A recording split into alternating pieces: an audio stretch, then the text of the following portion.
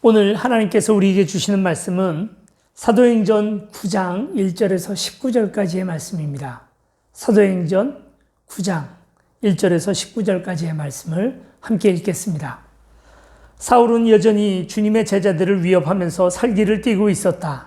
그는 대제사장에게 가서 다마스쿠스에 있는 여러 회당으로 보내는 편지를 써달라고 하였다. 그는 그 도를 믿는 사람은 남자나 여자나 가리지 않고 닥치는 대로 묶어서 예루살렘으로 끌고 오려는 것이었다. 사울이 길을 가다가 다마스쿠스 가까이에 이르렀을 때에 갑자기 하늘에서 환한 빛이 그를 둘러 비추었다. 그는 땅에 엎어졌다. 그리고 그는 사울아 사울아 내가 왜 나를 핍박하느냐 하는 음성을 들었다. 그래서 그가 주님 누구십니까 하고 물으니 나는 내가 핍박하는 예수다. 일어나서 성 안으로 들어가거라. 내가 해야 할 일을 일러줄 사람이 있을 것이다 하는 음성이 들려왔다. 그와 동행하는 사람들은 소리는 들었으나 아무도 보이지는 않으므로 말을 못하고 멍하게 서 있었다. 사울은 땅에서 일어나서 눈을 떴으나 아무것도 볼 수가 없었다. 그래서 사람들이 그의 손을 들고 끌고 다마스쿠스로 데리고 갔다. 그는 사흘 동안 앞을 보지 못하는 상태에서 먹지도 않고 마시지도 않았다. 그런데 다마스쿠스에는 아나니아라는 제자가 있었다. 주님께서 환상 가운데서 아나니아야 하고 부르시니 아나니아가 주님 여기 있습니다 하고 대답하였다. 주님께서 아나니아에게 말씀하셨다. 일어나서 곧은 길이라 부르는 거리로 가서 유다의 집에서 사울이라는 다소 사람을 찾아라. 그는 지금 기도하고 있다. 그는 환상 속에 아나니아라는 사람이 들어와서 자기에게 손을 얹어 시력을 회복시켜 주는 것을 보았다. 아나니아가 대답하였다. 주님, 그가 예루살렘에서 주님의 성도들에게 얼마나 해를 끼쳤는지를 나는 많은 사람들에게서 들었습니다. 그리고 그는 주님의 이름을 부르는 사람들을 잡아갈 권한을 대제사장들에게서 받아가지고 여기에 와 있습니다. 주님께서 그에게 말씀하셨다. 가거라. 그는 내 이름을 이방 사람들과 임금들과 이스라엘 자손들 앞에 가지고 갈 내가 택한 내 그릇이다. 그가 내 이름을 위하여 얼마나 많은 고난을 받아야 할지를 내가 그에게 보여주려고 한다. 그래서 아나니아가 떠나서 그 집에 들어가 사울에게 손을 얹고 형제 사울이여 그대가 오는 도중에 그대에게 나타나신 주 예수께서 나를 보내셨소. 그것은 그대가 시력을 회복하고 성령으로 충만하게 되도록 하시려는 것이오 하고 말하였다. 곧 사울의 눈에서 비늘 같은 것이 떨어져 나가고 그는 시력을 회복하였다. 그리고 그는 일어나서 세례를 받고 음식을 먹고 힘을 얻었다. 사울은 며칠 동안 다마스쿠스에 있는 제자들과 함께 지냈다. 아멘. 아프리카 사바나 평원에 가면 스프링복이라고 하는 영양의 한 종류가 살고 있다고 합니다. 수만 마리, 수천 마리 이런 떼를 지어서 살아가는 그런 영양인데요. 가끔 이 영양떼가 단체로 죽게 되는 그런 일들이 이 사바나 평원에서 벌어진다고 합니다. 이유가 뭐냐면 아무래도 몇만 마리, 몇천 마리 이렇게 같이 몰려다니다 보면 풀들이 제한적이잖아요. 앞에 있는 양들은 계속해서 이렇게 먹는데 뒤에 있는 영양들은 못 먹는 거예요. 그 앞에가 다 뜯어 먹으니까 뒤에는 그냥 풀뿌리 정도만 남아가지고 뒤에 있는 양들이 앞으로 계속 이제 속도를 내면서 전진을 하게 되는 거죠. 나도 이제 더 앞으로 가려고. 그렇게 되면 앞에 있는 영양들도 그의 질세라 이제 조금 더 속도를 내기 시작을 한다는 겁니다. 그래서 이제 급기야는 뛰기 시작을 하는데 문제는 뭐냐면 이 영양이 굉장히 머리가 나쁜 그런 동물이다 보니까 왜 뛰기 시작했는지를 금세 까먹는다는 겁니다. 풀은 그냥 이제는 안중에도 없고 무조건 이 영양대에 선두에 서야 되겠다라는 생각으로 뛰기 시작을 하는 거죠. 영양이 좀 빠릅니까? 무지하게 빠르죠. 그래서 모든 영양대가 다 뛰기 시작하는 거예요. 뛰다가 절벽이나 아니면 바다, 강 이런 것들을 만날 때까지 뛰는 거죠. 그리고 결국은 그 절벽에서 다 같이 뛰어내려서 몰살하게 되는 일들이 벌어진다는 것입니다. 현대인들이 꼭 그렇지 않나요? 열심히는 살아갑니다. 열심히 뛰죠. 뛰고 달리고 오늘도 열심히 살았습니다만 그러나 왜 뛰기 시작을 했는지, 애초에 뛰었던 목적이 무엇이었는지 오늘 우리도 잃어버리고 그것을 잃어버리고 살아가는 삶을 살고 있는 것은 아닌지 한번 생각해 보게 됩니다. 자동차에서 가장 중요한 부품을 꼽으라고 하면 여러분 뭐 엔진, 핸들 뭐 다 이렇게 얘기할 수도 있겠습니다만 가장 중요한 건 브레이크거든요. 달리려면 먼저 멈출 줄 아는 그런 자동차가 달릴 자격도 있는 거예요. 바울은 멈춤 없이 달려가던 사람입니다. 원래 이름은 사울이죠. 사울이 나중에 이제 예수님을 믿고 나서 바울이 됐다라고 그렇게 알고 계시는 분들, 또 그런 설교들을 들으신 분들도 많이 계시겠습니다만, 그건 사실이 아닙니다. 사도행전에서 바울이 언제 되냐면 예수님을 믿고 나서 이름을 개명한 게 아니고요. 선교를 시작하면서 바울이 됩니다. 왜 그렇게 되냐면 사울은 히브리식 이름이에요. 그런데 이제 그가 가지고 있는 또 다른 이름 파울루스죠. 파울루스. 그 이름은 헬라식, 그리스식 이름입니다. 우리나라 사람들 중에도 이름을 두 개 가지고 있는, 영어 이름하고 한국 이름하고 같이 가지고 있는 분들이 있잖아요. 한국에서 부를 때는 조용기 하고 부르는 건데, 근데 이제 해외 나가면 데이빗 조 하고 이제 그렇게 부르는 거죠. 우리나라에 왔던 선교사님들도 그런 분들이 많이 있었습니다. 언더우드 선교사님 같은 경우에는 원두우라고 하는 이제 한국식 이름을 가지고 있었죠.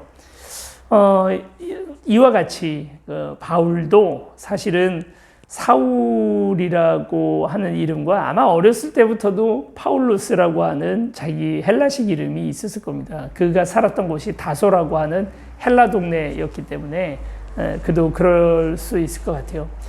아주 유능한 사람입니다, 사울은. 일단 히브리 전통에 아주 익숙한 사람이고 지금도 유대인들 사이에서 3대 랍비로 불리어지고 있는 가말리엘이라고 하는 사람이 있는데, 우리는 잘 안 유명하지만 유대인들 사이에서는 굉장히 유명한 분이에요. 근데 그 가말리엘의 문하에서 배웠던 사람, 그의 제자죠. 그랬던 사람이 바로 이 사울이라고 하는 사람입니다.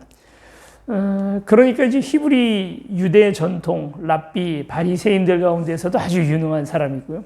또 다른 한편에서는 헬라 문화에서도 아주 잘 알고 있습니다. 그래서 철학이나 또 헬라어를 유창하게 할 수 있고 글을 쓸 수 있다는 것은 그 당시에 정말 최고의 지식인층이었다라는 사실을 우리에게 이야기해 주는 거죠.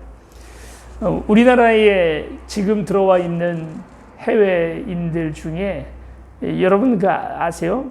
TV에도 가끔 나오는데 알파고라고 하는 분이 있어요. 이분은 터키가 원래 자기 국적인데요. 근데 터키 사람인데 한국 사람과 결혼을 해서 이제 지금은 한국인으로 완전히 이제 귀화를 하신 분이죠. 터키도 잘 알지만 그 중동 지방의 그 여러 가지 정치 경제에 대해서 아주 해박한 지식을 가지고 있습니다. 뿐만 아니라 한국어를 아주 기가 막히게 능숙하게 잘 하는 그런 분이에요. 이런 분들은 어디 가나 환영을 받죠. 양쪽 문화를 너무 잘 알아서 그것에 접점이 되어서 뭐 경제 활동을 하면 경제 활동을 통해, 정치 활동을 하면 정치 활동을, 뭐 군사적으로도 모든 면에서 굉장히 쓰임새가 많은 분들이 이런 분들이 아니겠습니까? 딱 사울이 그런 사람이에요.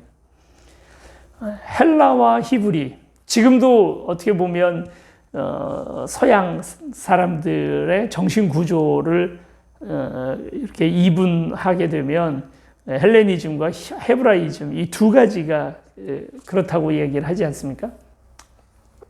사울은 이 모두에 2000년 전에 이 모두에 다 정통했던 사람.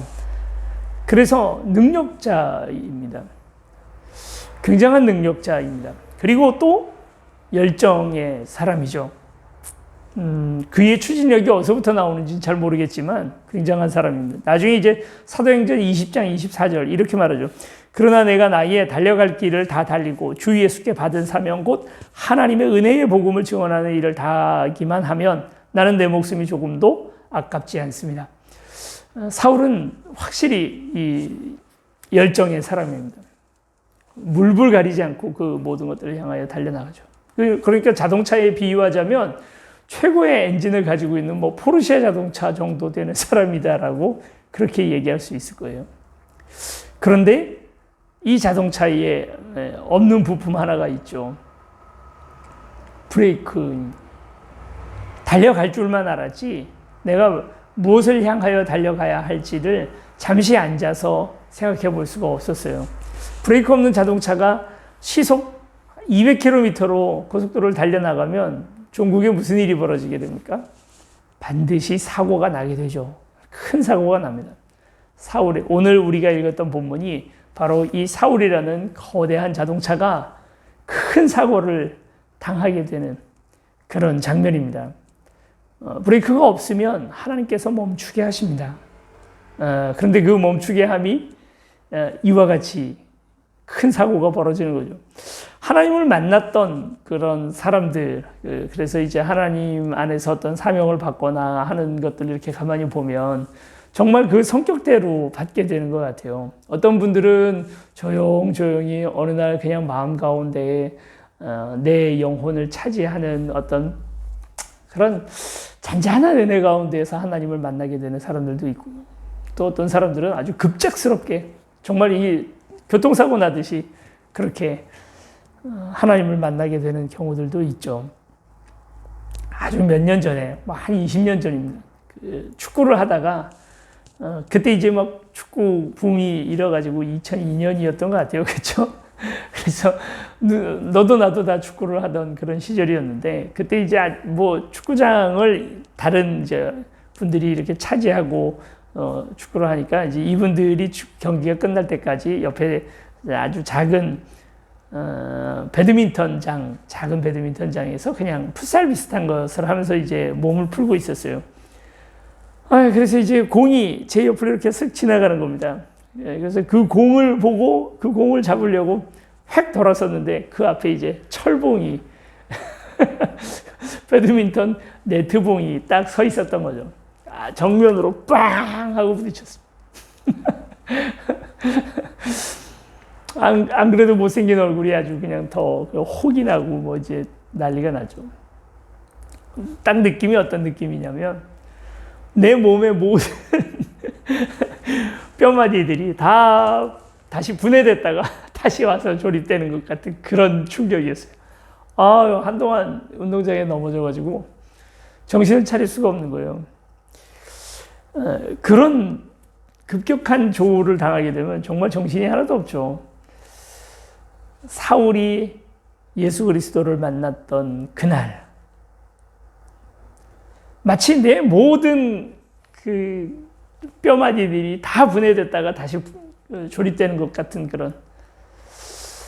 사울은 보는 사람이라고 생각을 했거든요. 내가 내 눈을 가지고 모든 것들을 다 명확하게 보고 그것을 향하여 달려나가고 있다고 생각을 했는데 그렇지 않았던 겁니다.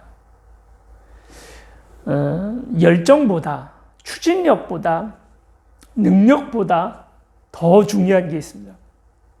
그건 방향입니다.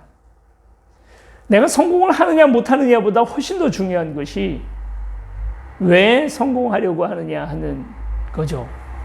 내가 돈을 많이 버느냐 적게 버느냐 하는 것보다 훨씬 더 중요한 것이 왜 돈을 벌려고 하느냐 하는 것입니다. 그리고 그걸 보지 못하면 아무리 빠르게 달려나가도 그게 다 아무 의미가 없어요. 사울은 열정의 사람이죠. 얼마나 열정이 가득하냐면 하나님을 향한 이 열심이 이제 예수님을 믿는 그리스도인들이 사울의 눈에 보기에는 다 이단이었어요. 그러니까 그 이단들을 죽이자, 몰아내자, 그들을 이단으로 치부하자 하는 그냥 그런 선언에서 사울은 절대 끝날 수가 없어요. 이들을 스데반의 순교와 함께 예루살렘 안에서 다 핍박을 해서 다 쫓아냈거든요. 여기저기에 다 지금 예수님의 제자들이 다 흩어져 있는데 그 사람들이 특히 다마스커스에 많이 모여 있다는 이야기를 듣고는 그곳을 향하여 가는 중입니다. 굳이 가서 그들을 잡아 죽이거나 체포해서 그들의 죄를 물어야만 하는 거예요. 그래서 자기 사제를 털어서, 이거 그 예산 받아가지고 가는 게 아닙니다. 대제사장에게 자기가 직접 가요. 가서 그 체포영장을 써달라고 해가지고 그 체포영장을 받아왔습니다. 그리고 가는 거예요. 다마스커스에서 예루살렘까지 적어도 100km 이상 떨어져 있을 텐데 그 거리를 걸어가야죠. 다른 방법이 있나요? 요즘처럼 비행기나 자동차가 있어서 편하게 갈 수 있다면. 자동차나 기차가 있어도요, 굳이 이 일을 위해서 그 왕복 수십만 원 하는 그런 비용을 사용할 것 같지는 않은데요. 근데 그 당시는 도보 여행이잖아요. 걸어 거기까지 가는 거예요.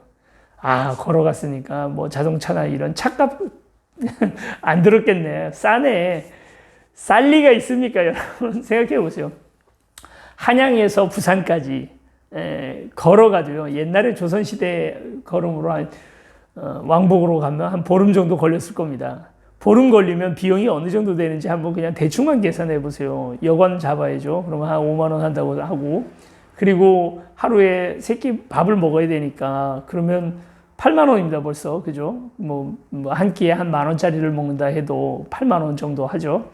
그리고 이제 거기에다가 집신 값이 그렇게 쉽지 않았을 텐데, 이게 수작업으로 다 만드는 건데, 이게 내구력이 별로 없어요. 가다 보면 몇 번씩도 떨어집니다. 그러니까 집신 미투리 한 20켤레 정도 뒤에, 개나리 보침 뒤에다가 싸가지고 가는 거잖아요. 그리고 가다 보면 강도를 만날 수도 있고요. 그리고 또 호랑이나 이런 짐승들에게 위협을 당할 수도 있습니다. 이런 모든 위험, 돈의 비용, 그리고 오가며, 그게 얼마나 힘들겠어요. 15일간 계속해서 걸어가면. 그런 것들을 다 감안하고도 부산까지 가는 것 아니겠습니까? 예루살렘에서 다마스커스 훨씬 더 멀어요. 그 거리를 자기만 가는 게 아닙니다. 자기 수행원들이 또 있어요. 그 사람들 비용까지 다 대가면서 간단 말이에요. 이유가 뭐냐면 예수 믿는 사람들 체포하기 위해서입니다. 그 체포하면 그것 때문에 뭔가 월급을 받는다든지 비용이 있나요? 없어요. 자기한테 유익한 게 아무것도 없어요. 그럼에도 불구하고 가요. 엄청난 열정이죠. 지금 돈으로 하자면 수천만 원을 사용을 해서 자기가 진리가 아니라고 생각하는 어떤 도를 믿는 사람들을 체포하기 위해서, 그들의 죄를 묻기 위해서 여행을 떠나는 사람, 그런 사람이 바로 바울입니다. 사울입니다. 그러나 그의 열정과 진심 안에는 방향이 잘못됐죠. 맹목적입니다. 맹목이라는 말이 한자 성어 그대로 얘기를 하면 눈 먼 사람이라는 거잖아요. 다른 모든 것들 보이지 않아요. 그 하나의 목적을 향하여 열심히 달려가는데 그 목적이 틀려버리니까 얼마나 불행한 사람입니까? 그렇게 달려가던 사울이 하나님과 교통사고가 빡 나버렸어요. 하나님이 막아선 거죠. 그가 맹목적으로 단 하나의 목적만 바라보던 그의 눈을 하나님께서 멀게 하신 겁니다. 그러나 아마 제 말에 다들 동의하겠습니다만 눈이 먼 사울이야말로 그때가 눈뜬 날이죠. 이제 볼 수 있게 된 날입니다. 이전엔 못 봤어요, 사실은. 눈 감은 자였습니다. 저나 여러분이나 다 아마 같은 간증이 아닐까 하는 생각이 듭니다. 눈 멀었던 때가 있었죠. 그냥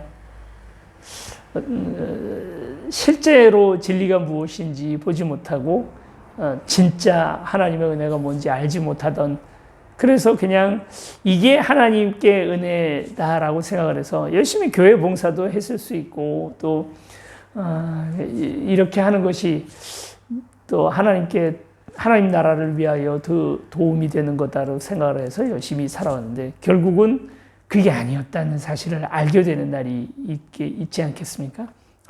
이게 진짜가 아니구나. 정말 하나님의 은혜가 무엇이구나 하는 것을 알게 되는 순간 굉장한 축복의 날일 수 있겠죠. 사울이 눈이 멀고서야 드디어 하나님이 보이고 하나님 나라가 보이게 됩니다. 오늘 우리는 이 세 가지 요소, 능력, 열심, 추진력, 그리고 마지막으로 방향, 이 중에 뭐가 부족한 사람이라고 생각하십니까? 만약에 열심히 부족하다고 하면 여러분들에게 용기를 드립니다. 여러분, 인생 한 번밖에 없는 인생인데 정말 최선을 다해서 후회 없는 삶을 사시기를 부탁을 드립니다. 만약 여러분 능력이 없는 분들이라고 한다면 하나님께 그 능력을 구하시길 바라고, 그리고 또 여러 가지 기술이나 이런 부분들을 많이 익히고 또 경험하고 하는 일들을, 나이가 있으신 분들이면 또 상관없는 얘기일 수 있겠습니다만, 젊은 분들일수록 더 열심히 그것을 위해서 매진하셔야 되겠죠. 그런데 만약에요, 방향이 잘못되어 있다면, 방향이 잘못되어 있는 채로 우리가 열심을 내면 될수록 우리는 더 멀리 가버리게 됩니다. 우리가 왜 사는지에 대한 목적에서부터 점점 더 멀리 달려나가게 되는 거예요. 우리 죄악에 대해 얘기할 때 죄악을 헬라어로 하마르티아라고 이야기를 한다고 하지 않습니까? 이 하마르티아라는 말은 히브리어로 죄악을 얘기할 때나 헬라어로 죄악을 얘기할 때나 다 동히 같은 뜻을 가지고 있는데요. 관역에서부터 빗나갔다라는 뜻을 가지고 있답니다. 죄라는 게 사실 다른 게 죄가 아니라 목적을 빗나간 삶, 나의 삶의 진정한 목적을 찾지 못하고 열심을 내며 살아왔던 삶 전체를 다 죄악이라고 얘기를 하는 거예요. 심각한 죄를 저질러서 누구 죽이거나 누구 걸 빼앗거나 훔쳐야만 죄가 아니라 그 목적된 삶에서부터 벗어난 삶, 그 모든 것들이 다 죄악이고 죄악의 습성인 것이죠. 왜 사느냐? 여러분, 이것이 우리에게 그 무엇보다 중요합니다. 사명을 받아들이느냐 못 받아들이냐는 좀 더 보람이 있고 가치 있는 삶을 사느냐 그러지 못하느냐의 문제 정도가 아니라, 생명을 주신 하나님 앞에 내가 그 생명값을 다 하지 못한다라고 하는 죄의 문제일 수 있다는 거죠. 저와 여러분은 하나님께 부름받은 사람들입니다. 어느 누구도 목적 없이 이 땅에 태어난 사람, 사명 없이 이 땅에 태어난 사람 없습니다. 그게 그냥 내가 설정하고 나 이것을 위해서 살아야지 하고 살아가는 꿈과는 전혀 다른 이야기인 것이죠. 이것을 알게 된 사울, 이제 내가 왜 이 땅에 태어났는지를 분명히 알게 된 사울은 아나니아라고 하는 사람을 만나게 됩니다. 그 아나니아에게 하나님께서 내가 왜 사울을 불렀는지 그 목적에 대해서 이야기를 해 주십니다. 그 목적은 유대인들과 특별히 헬라인들, 이방인들에게 하나님의 말씀을 증언하게 하기 위함이라고 분명하게 이야기를 해줍니다. 그리고 드디어 이 아나니아에 의해서 안수 또 세례를 받고 눈에 거풀 같은 것이 벗겨지고 난 다음에 이제 사울은 완전히 다른 사람이 됩니다. 그의 목적을 향하여 달려나가기 시작하는 거죠. 아마 대다수 지금 이 방송을 보고 계시는 분들은 하나님을 믿는, 또 예수 그리스도를 믿는 분들일 것입니다. 정직하게 말하면 내가 왜 이 땅에 살고 있는지를 모를 사람들 거의 없을 겁니다. 아마 예수 그리스도를 정말 만나신 분들이라면 왜 사는지. 근데요, 아니야, 난 몰라. 목사님 저렇게 얘기하시나? 나는 진짜 모르겠는데 왜 이 땅 살아가지? 양심에 얘기해 보세요. 정말 우린 다 알잖아요. 왜 이 땅 사는지. 근데 눈을 다시 감아버린 우리는 아닙니까? 사울과 같아요. 우리도 예수 그리스도의 증인으로서 이 땅을 살아가는 겁니다. 에이, 그거 그냥 듣기 좋게 하는 얘기 아니에요? 그렇게 특별히 부름받은 사람들 따로 있고 아닌 사람 따로 있지 않나요? 아닙니다. 그렇지 않습니다. 물론 직장이 다 다르고 처한 환경들 다 다르겠지만 그 환경 안에서 오늘 우리는 증인으로서의 삶을 사는 거예요. 그런 면에서 우리는 사울과 조금도 다르지 않습니다. 우리도 바울처럼 우리의 달려갈 길이 분명히 정해져 있습니다. 예수님은 우리에게 분명히 그 얘기를 했어요. 그게 힘들고 또 어렵고 그 앞에 많은 난관들이 기다리고 있잖아요.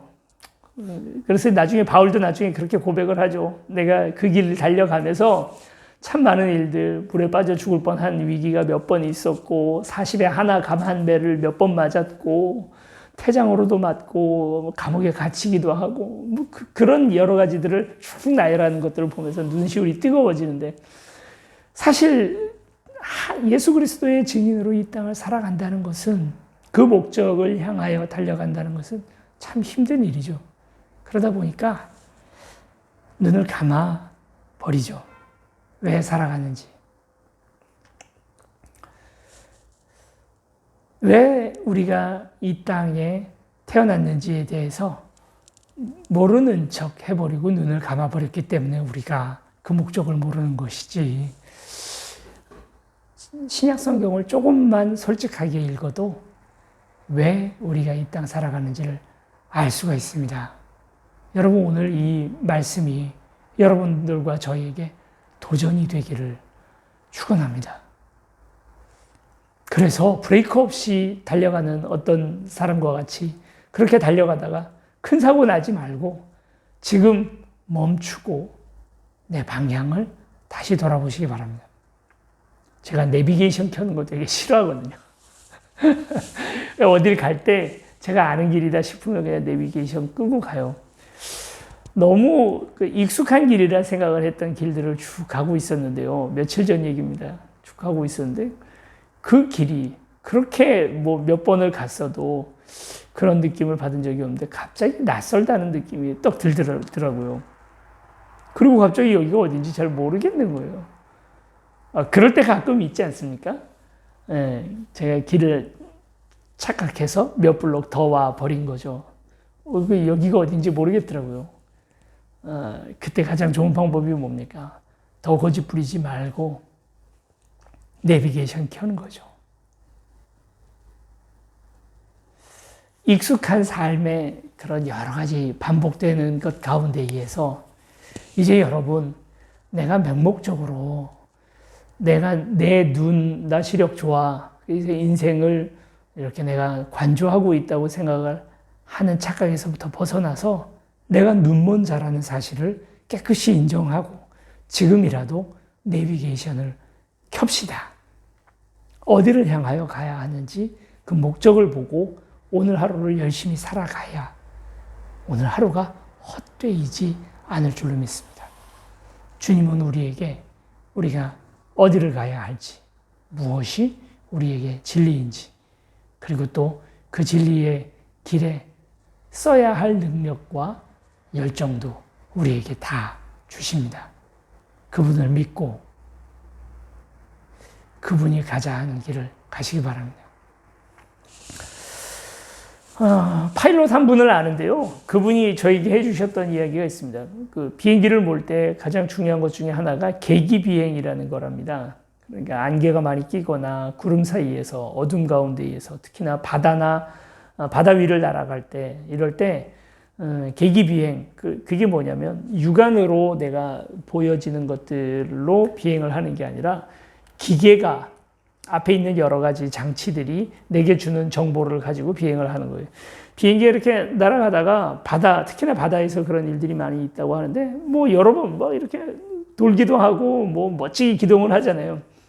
그러다가 내 느낌상으로는 이 위가 하늘인 것 같고 이 밑에가 바다인 것 같은데 이게 육안으로 사실 구분이 안 되는 때가 많대요. 그래서 비행기들이 사고가 많이 난답니다.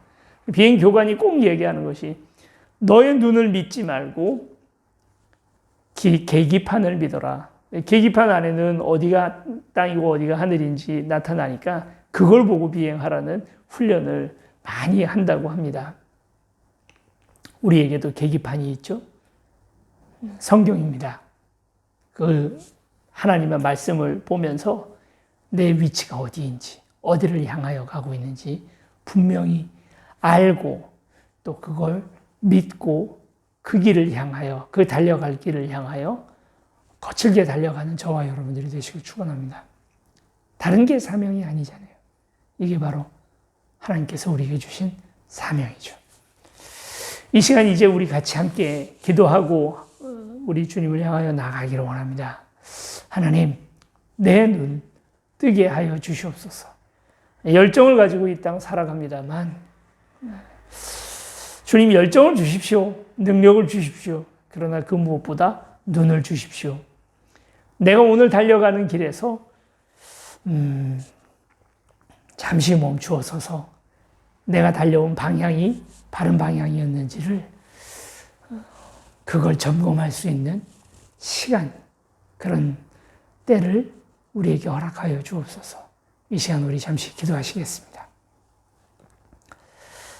사랑과 은혜 많으신 아버지 하나님, 내가 무엇을 향하여 달려갑니까? 나의 표대, 내가 가는 그 목적이 무엇입니까?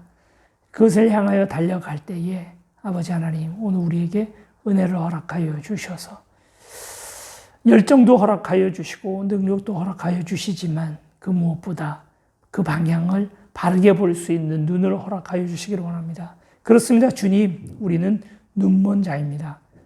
눈먼 자로서 이 땅을 눈뜬 자인 줄로 착각하고 열심히 살아왔습니다.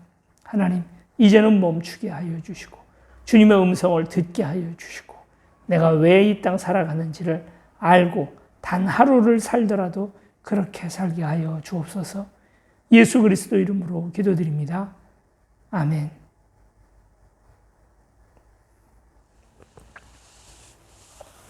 갑자기 추워졌습니다. 제가 유년 시절서부터 지금까지 쭉 그 삶을 돌아봐도 10월달 날씨 이렇게 추운 날은 오늘 처음인 것 같아요. 저도 그래서 이렇게 스웨터도 꺼내 입고 했습니다. 날이 추워지면 감기 종류 바이러스가 많이 이렇게 활개를 치는 때죠. 왜 추워지면 우리나라에서 이렇게 감기를 많이 걸리나 이야기를 들어보니까 원래 추우면 뭐 면역력이 갑자기 떨어져서 그럴 수도 있겠습니다만 먼지 안에 이 바이러스가 많이 있다고 해요. 그래서 여러분 이 추워지면 또 건조해지기도 하니까 환기 자주 시켜주시고요. 그리고 습도 유지를 위해서 많이 애써주시면 그러면 이제 좀 더 건강하게 지금 우리가 싸우고 있는 바이러스와도 좀 더 안전하게 살 수 있지 않겠나 싶습니다. 그래서 꼭 건강하게, 건강을 잘 유지해야 우리의 달려갈 길도 끝까지 완주할 수 있지 않겠습니까? 네, 그런 삶을 좀 더 건강하게 여러분들 사셨으면 좋겠습니다. 지금 우리 성도님들 가운데에서 또 이렇게 몸의 어려움들, 건강의 어려움들 가지고 있는 분들이 계시는데 같이 기도해 주시고 또 그렇게 기도가 모여질 때 기도의 공동체로서 우리 교회가 든든히 세워져 갔으면 좋겠습니다. 축도로 오늘 예배를 마치겠습니다.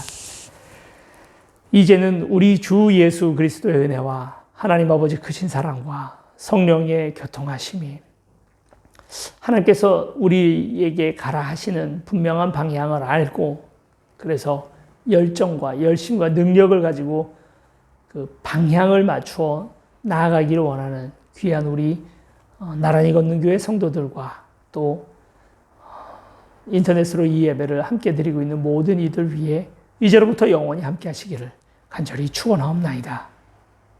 아멘.